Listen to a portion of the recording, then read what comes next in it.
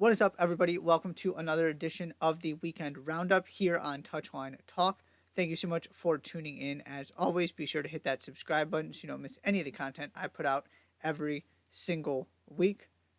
Liverpool and Chelsea played in a cup final, which means nobody can score a goal until at least we get to extra time. Can't score in the 90 minutes. That's just apparently the rule that exists at this point when these two teams play with a trophy on the line. Ultimately, it is Liverpool through Virgil van Dijk who get the win in extra time. Before I get to the game itself, I want to start with the bigger picture and just lay something out here. This game is the embodiment of Jurgen Klopp's legacy. And I say that because if you look at the different eras of Klopp's tenure, you can basically break it down into three. You had the transformation, the progression, right? Taking over a team that was in a bad spot, turning them into a European power, restoring Liverpool to where Liverpool should be. Then you had the remontada, the Champions League victory, the Premier League, Liverpool as arguably the best team in the world. And then you've had this third part, which was, competing with City still, and having this chance at the quadruple, but not actually getting the trophies in terms of Champions Leagues and Premier Leagues. And then every once in a while, bad season, having to rebuild, and now where they are, again with a chance for a quadruple, again with a chance to win the Premier League, looking like Liverpool again. So there have been some ups and some downs. Of course, once Klopp got this going, generally they've been fantastic. But you've also had some lower moments, some incredibly disappointing defeats where in another world, this would be an all-time great era. But they just don't have the trophies to show for it because they've lost some Champions League finals. City squeaked out two Premier Leagues that they were right there trying to win. But through it all, no matter whether it was the beginning where they just didn't have the personnel, whether it was when they were the best team in the world, whether it's now where they're revitalized and giving it another go this season, the common theme is this relentless positivity, this tenacious mindset, the passion, the energy, the belief that Klopp has instilled in this team. The players have changed. The situations have changed. It's been good. It's been bad. There's been heartbreak, highest of highs. A couple seasons, including this one. I'll get to this in a minute with all of these injury issues. And still in this game with, 5 players under the age of 21, and I think it's at least 6 academy players, or at least guys who came up if you're counting Harvey Elliott in there too, on the field. No Salah, no Allison. You lose Ryan Gravenberch in the game. No Diogo Jota. And yet they find a way. Van Dijk scores, it gets disallowed. He still steps up and scores another goal to ultimately win this game. To me, that is how to define Klopp's era more than anything else, more than the trophies, more than the transformation, because it is the how behind the transformation. It is why the transformation happened. Is that he got this team to be mentally resilient, to keep believing no matter what happened, no matter who is on the field, no matter what is going on. That applies for the remontada. That applies for them being able to beat City to win a to win a Premier League. That applies to this game here, with all of these, 18, 19, 20, 21-year-olds on the field. That is the one consistent thread through Klopp's tenure. To me, that is the best way to define him. And because of what he has done culturally, the success came, and of course, they've been great in the transfer market. He's a great manager. All of that is implied as well. But if you don't think this culture stuff matters and this culture stuff is real, and not just people talking about it, but people actually making it happen, because that's the difference here. Everybody talks about all this stuff. Klopp is showing you what happens when you change the culture of a club. When you instill a belief, and when you come to Liverpool, this is how you operate, this is how you think. It's an incredibly difficult thing to do. He hasn't gotten enough credit for it. Because even in those moments when it is bad, when they had that season where everybody got hurt and it looked like it was falling apart, what did they do? Rallied and still got themselves back into the Champions League. Every time in this season as well, you're coming off a really disappointing season. What did they do? Regrouped, won again, winning the Premier League, have a trophy, might get two more. It takes something special to be able to do that. To me, that is, if you want one thing to define Jurgen Klopp, it is that, and it is incredibly fitting that his first trophy of his last season came in the way that it did. To the actual game, some quick thoughts. It was pretty balanced for the most part. Liverpool had some stretches. Chelsea had some stretches. Starting with the Gravenberch injury, the Caicedo tackle, that's not a red card. It's a yellow. It was reckless and unintentional. That does have to factor into it a little bit. Should have been a yellow, but it's not a red. Incredibly unfortunate for Gravenberch, another injury for Liverpool. It's not a red, though. Then we get to, so Chelsea, okay, they have the opener with the close offside. I'm not relitigating offside, especially when the camera angle they were showing on the broadcast was nowhere near down the line. It was skewed. Who knows? I'm going to trust the lines. We have to. It is what it is. It was close. They said it's offside. We're going with that. The Van Dijk goal, that should have been disallowed. The correct decision was made. I have my frustrations with VAR. This is why VAR is there.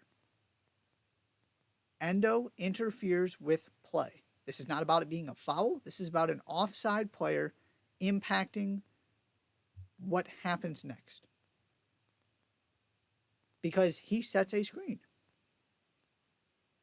for a player who is guarding the player who ultimately gets open and scores the goal. That is impacting the play. You cannot do that when you are offside. Bottom line. So there's the controversial parts. Chelsea had those opportunities at the end to win it, particularly Conor Gallagher, who is having a really good season and just wasn't his day finishing wise, which was the theme for Chelsea overall. And I want to talk about that part of this in a minute here as kind of my closing thoughts.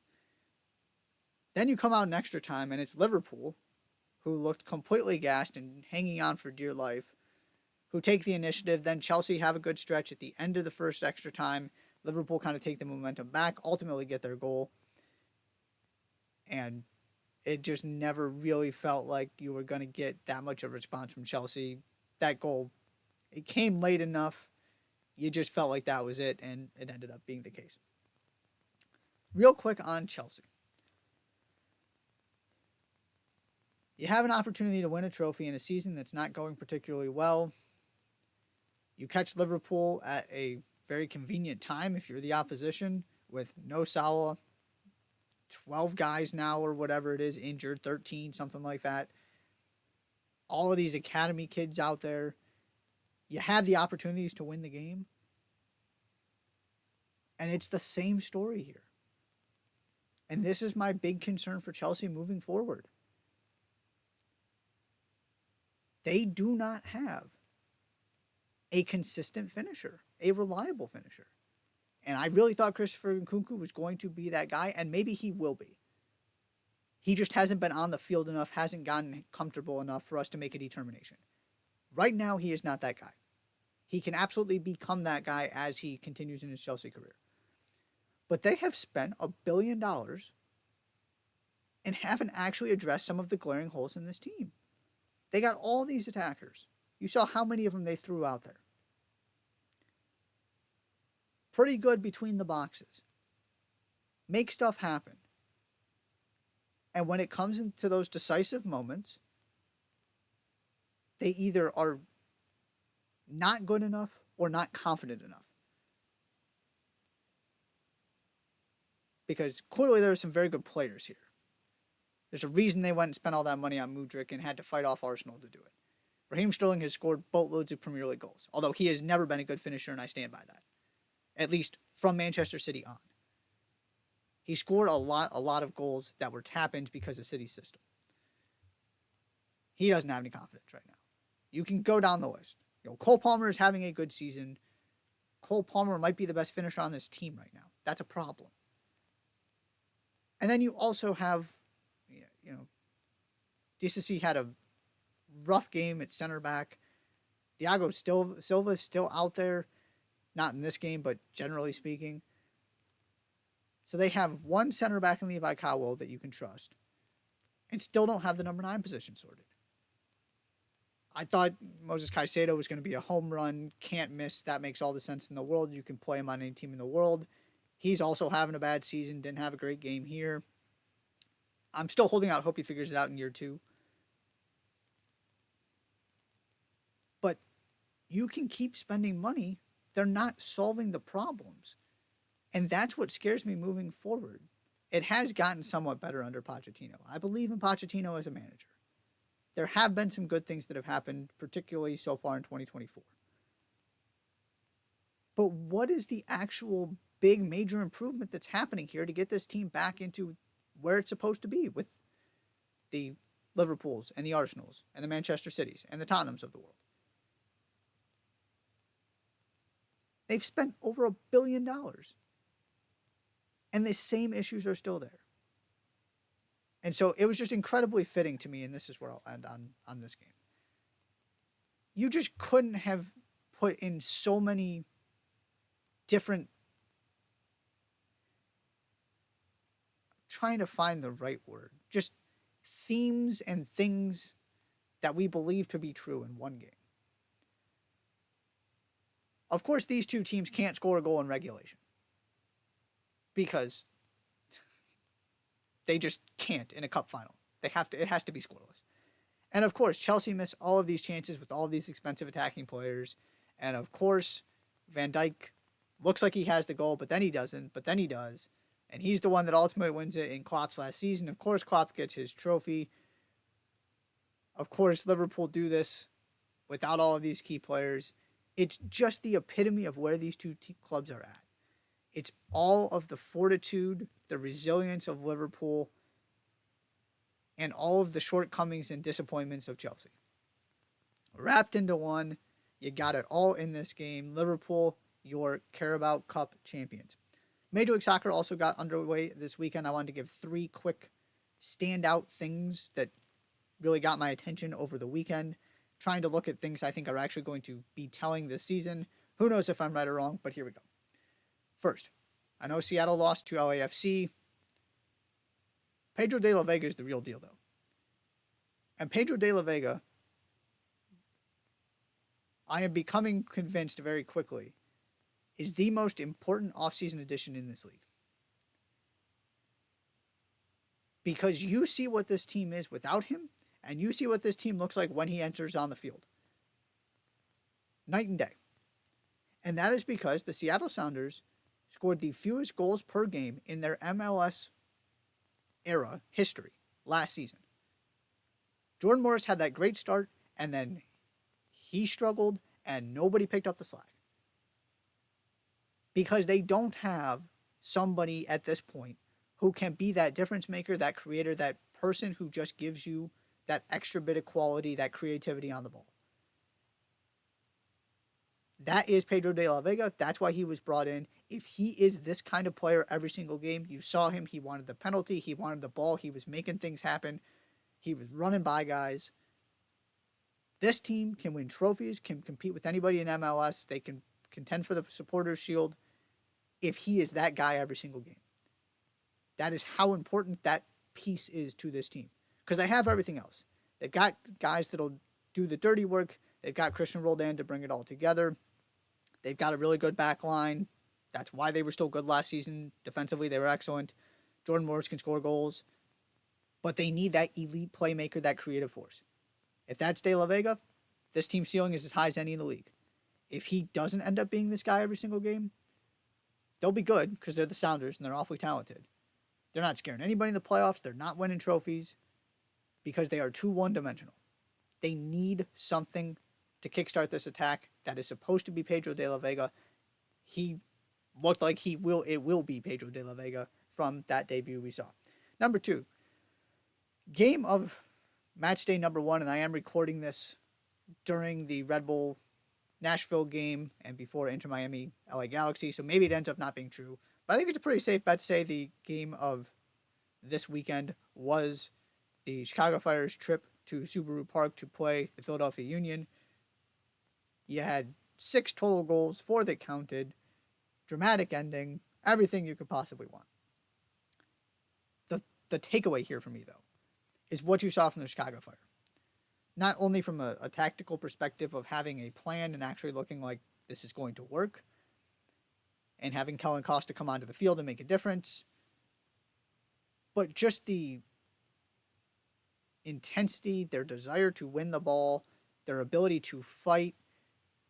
They get a great goal from Brian Gutierrez. If that continues to happen, we're having a different conversation. That was outstanding. They give up the equalizer. They look like in the beginning of the second half, they're going to get run off the field and Union are going to put 3 goals or something on them in the second half. Ultimately, they do allow the Union to tie it, but then Fabian Herbers comes in, delivers, scores that goal. They ultimately give up the equalizer. They almost gave up a winner. Then they almost had a winner of their own. It was just that kind of game, absolutely end-to-end wild stuff. But they showed something. This team, more than any other, has to make the playoffs. They've spent the money. They have the personnel. This looks legit. That's a really tough place to play. They almost came away with 3 points. Yes, they almost came away with 0 as well. But they got a point. It was a really good point. Good performance. Lots to build on. Impressed with the Chicago Fire. In a similar vein, Toronto FC. Go into Cincinnati. Not only get a point, but keep a clean sheet, which is something this team does not do. You had your new/returning defenders out there, Richie Larea and Kevin Long. They looked organized. They looked much more invested. You saw Federico Bernardeschi winning the ball back. He was causing some real issues playing as a wingback, and then he got moved higher up the field. The pieces are there. And it's almost impossible for it to be worse than last season because last season was so bad. It was a train wreck. But if they can clean things up defensively, if that team shows up every week, this is a really, really good team and one of the better teams in the Eastern Conference. I will not be completely sold because of one game. But I mentioned this in my MLS preview at touchlinetalksoccer.com, and I stand by it. If anybody can clean this up, get this team motivated, and get this team back on track without having to blow up the roster construction, and by that I mean the Italian DPs. If you can retool around them and make it work and fix all of these issues that have been there for years at this point, and you can actually rebuild this defense again and make it better, because they've tried to rebuild it before and it has not worked. If anybody can do all of those things without having to start this all over from scratch, it's probably John Herdman. And so far, so good. Really good result for Toronto. Really impressive performance. They were doing all of the little things, the work off the ball, winning the ball back, keeping Luciano Acosta in check. I know Matt Miazga wasn't out there. Bupenza didn't start. FC Cincinnati weren't at full strength. But that was awfully impressive. So those were my big 3 takeaways from MLS. that is all I have for you in this video. Thank you so much for tuning in. As always, be sure to hit that subscribe button, and I'll see you next time.